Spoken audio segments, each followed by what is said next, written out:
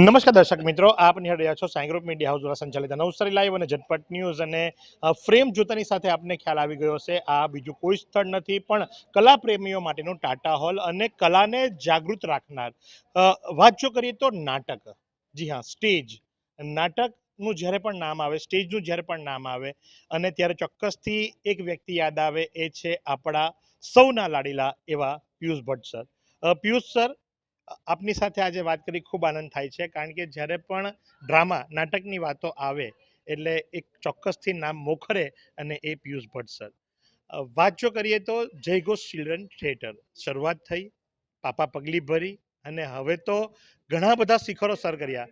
આપના મુખેથી જાણીશું જયઘોષ children's theatre વિશે. Thank you very much. પહેલાં મહેશ, લોકો યાદ કરે છે મને સ્મૃતિમાં કે નાટક એટલે પિયુષ ભટ્ટ. એમાં હું ઈશ્વરની કૃપા સિવાય બીજું કંઈ જોતો નથી. હું નિમિત્ત માત્ર છું. પહેલી એક વાત, નાનપણથી જેમ મારી પાસે બધા તૈયાર થયા અને આજે ચિલ્ડ્રન્સ થિયેટર જયઘોષની સમગ્ર દોરી એનો સંચાલન આ ચારમી નાયક પોતે કરી રહેલા છે. તો હું પણ કોઈકને જોઈને તૈયાર થયો ને વર્ષો પૂર્વે. તો નવસારીની રંગભૂમિ પર જે વર્ષો પહેલાં જૂની રંગભૂમિ કહેવાય, એમાં ધુરંધરો આપણે જે થોડા ઘણા નામ લે તો આપણા અહીંયા મોજૂદ છે. શાંતિ કાકા આજે 90 વર્ષમાં પ્રવેશ કરશે, હજી પણ એટલા સક્રિય છે. અને બીજા બળદેવભાઈ પંડ્યા, પછી આપણે ડગલાસ, એ બધા ગિરીશભાઈ ત્રિવેદી, એ બધી મહાન હસ્તીઓ, એ લોકોના નાટકો જોયા, કામ કર્યું. અને પછી મેં એક સ્કૂલમાંથી બાળકોની નાટ્ય સ્પર્ધામાં ભાગ લીધો. ટાટા હોલમાં વર્ષો સુધી યોજાતી સ્પર્ધામાં માધ્યમિક વિભાગમાં મારા લખેલા ડિરેક્ટ કરેલા નાટકો લગભગ દર વર્ષે પ્રથમ ઇનામ પ્રાપ્ત કરતા. અને એમ કરતાં કરતાં રાજ્ય લેવલમાં સ્પર્ધામાં ગયા, ત્યાં પણ પ્રથમ આવ્યું, પહેલી વાર ગયા ને. અને મનમાં વિચાર આવ્યો કે કેમ ચિલ્ડ્રન્સ થિયેટરને, અને ત્યારે 1990માં શરૂ કર્યું. અને એ ચિલ્ડ્રન્સ થિયેટર સતત 17 વર્ષ સુધી ચલાવ્યું. અને 2007માં એક મારા અંગત કારણોસર મેં બંધ કર્યું. પછી શરૂ નહોતો કરતો, ના પાડતો. 1-2 વાર એવો મોકા ઊભા થયા, હેમલે, દીપને કહ્યું. પણ હમણાં થોડા વર્ષ પહેલાં, 6 વર્ષ પહેલાં, માનો ને 2019માં આ ચારમી અને શિવાની, અમારા જયઘોષના જે સિનિયર આર્ટિસ્ટ કહેવાય, એ બે મારી પાસે આવ્યા કે સર, ખાલી એક રિક્વેસ્ટ લઈને આવ્યા છે, પણ પહેલી શરત ના નહીં પાડવાની. અચ્છા. એ લોકો જાણતા હતા, હું ના પાડી ચૂક્યો છું 2-3 વાર. મેં કહો કે શું છે, એમ કે ચિલ્ડ્રન્સ થિયેટર શરૂ કરવું છે અને આપણા આ પરિસરમાં જયઘોષના બેનર હેઠળ, જયઘોષ જુનિયર નામ ત્યારે જ આપી દીધું. અને મને એ લોકો પર ભરોસો, ચારમી પર, કે એમણે અગાઉ બાળ નાટકો કરેલા હતા અને મેં જોયેલા અને એ ઇનામો પણ પ્રાપ્ત કરેલા એણે કરેલા નાટકમાં. એટલે મેં કહું કે ગો અહેડ. અને એ જ ડિઝાઇન પર એ લોકો આજે 6 વર્ષથી આગળ ચાલે છે. વચ્ચે કોરોનામાં 2 વર્ષ પડ્યા, એટલે આ વાર્ષિકોત્સવ તો દર વખતે કરવો એ પ્રણાલી જ છે આપણી. અને દરેક બાળકને કંઈ ને કંઈ નાનું કે મોટું એની ક્ષમતા પ્રમાણેનું, અભિનય ક્ષમતા પ્રમાણેનું પાત્ર મળે ને મળે જ. પણ આ ચોથો વાર્ષિકોત્સવ છે. ભલે સ્થાપના 6 વર્ષથી થઈ, પણ વચ્ચે કોરોનાના 2 વર્ષ એમ જ ખાલી ગયા.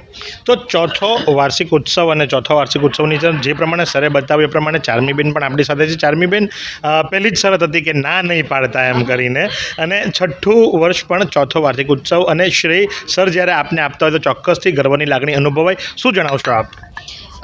સરે જે પ્રમાણે કહ્યું કે સર કસેથી શીખ્યા અને શરૂ કર્યું, એ રીતે હું સરની અંડરમાં, હું જ્યારે 3જા ધોરણમાં હતી ત્યારથી જ હું ચિલ્ડ્રન્સ થિયેટરમાં આવતી હતી ને, ચિલ્ડ્રન્સ થિયેટરની સ્ટુડન્ટ. અને જે શાળામાં ભણ્યા હોય તેના ટીચર બનવું એ ગર્વની વાત છે, તો મારા માટે ચોક્કસથી ગર્વની જ વાત છે. અને આજે નાના છોકરાઓ સાથે મને મજા આવે છે અને એ લોકોને કંઈક શીખવા મળે છે. સર અમને શીખવે, અમે છોકરાઓને શીખવીએ, તો એક અલગ જ આનંદ.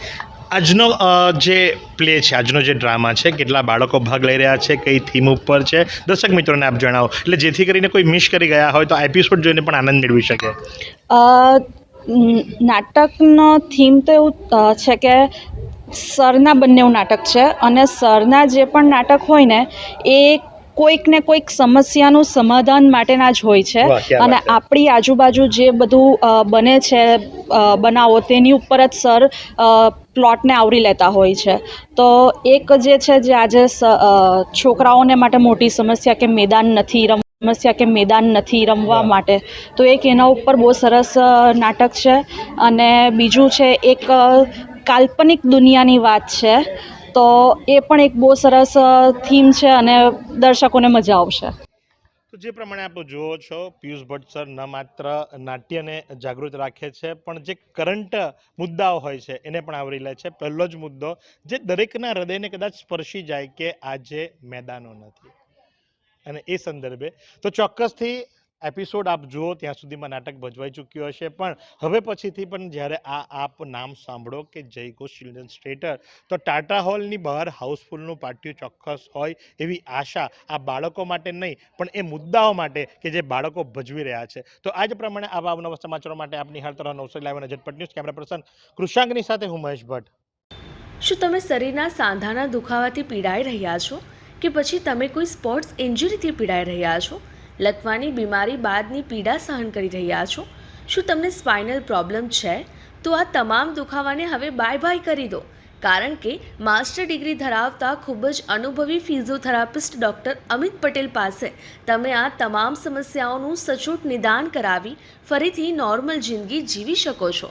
તો સરનામું નોંધી લો: comprehensive care centre, DD street, library પાસે, અનુરાગ સારીઝની લાઇનમાં, નવસારી.